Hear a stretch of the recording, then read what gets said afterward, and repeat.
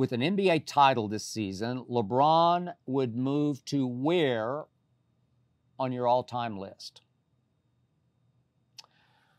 Okay, look, Greg, I'd have to see exactly how much LeBron had to do with said title. Did he hit 5 walk-off shots along the title trail? Or did Anthony Davis, Austin Reeves mostly carry him to that title? But for me, forgive me, Greg, but the facts about LeBron's career just remain the facts. I'm talking about indelible, inexorable facts. I can't help it. I can't erase it. I can't expunge it from his record. LeBron suffered epic meltdowns, the likes of which I have never seen another NBA superstar ever suffer. You remember versus Boston, final go-around in Cleveland the first time, games 4, 5, and 6, 2010. Then that first finals for the Heat, 2011, games 4, 5, and 6. Even against my Spurs in 2014, when LeBron's team got blown off the floor in 5 games by a record finals margin. This after going home for games 3 and 4 with the series tied 1-1, leaving San Antonio. How did that happen? And Greg, have you watched closely what's happened this basketball season? I love when LeBron says it feels like we played 4 or 5 seasons just this season. And it does seem like this because it seems like ancient history, but it did happen this regular season.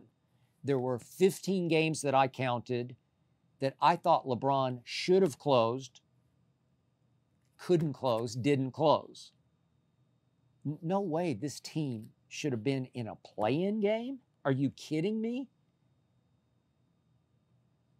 You know, LeBron spent much of the season mired in his worst ever three-point shooting slump, mired near the bottom of the league in three-point shooting.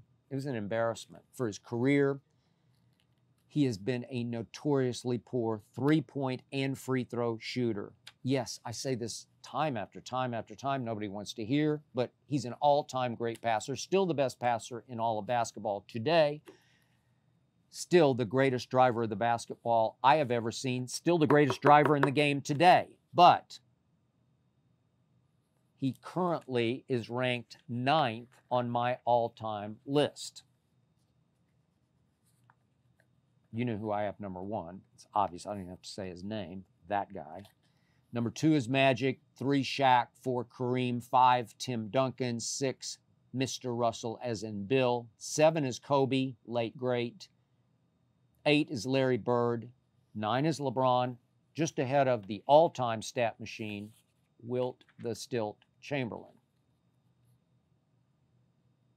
That's 9th because, I'll be nice about this, he's a below-average shooter without a closer or a clutch gene.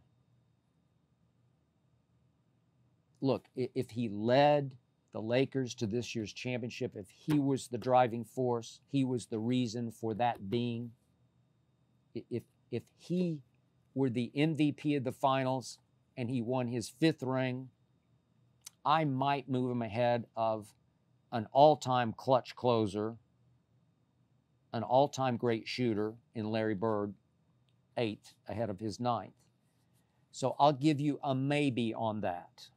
I will concede maybe, but only maybe. I hope you enjoyed that video. You ready for more?